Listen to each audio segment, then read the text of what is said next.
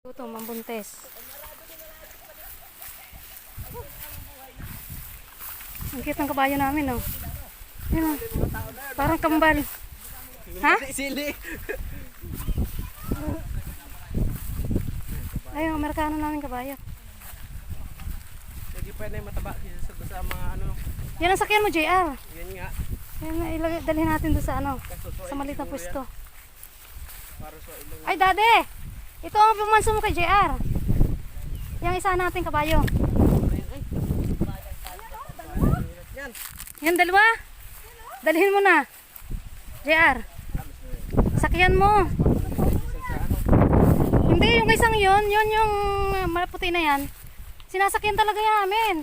Yan. Eh, dapat Mabait yan. Dami ano. Ito pa sa kabila. Meron pa yan. Ito, oh, palagaan mo kay JR. Oo. Nasaan yung iba niyan?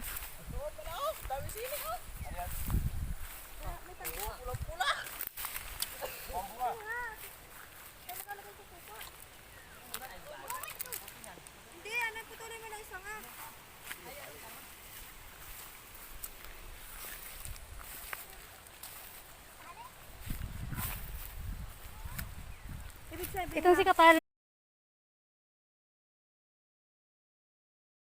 Para pag laki-laki eh. Kaya maganda matulang nila. Ang bilog. Oh, harap, JP. Ang bilog JP. ng isa. JP, harap, sabay sakay sa kabayo para kang kabalyero. Ayun, isang yun ang ano. Ang pasakyan kay JR yun.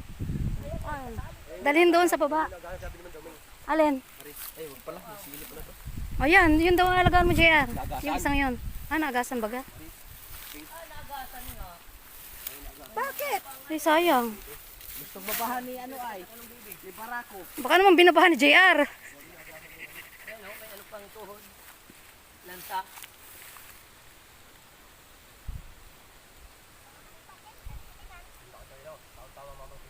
Oo. Yun oh, bilog na bilog yung isa. Ay, pakikulo. Ba't tayo magtropa? Pakikulo.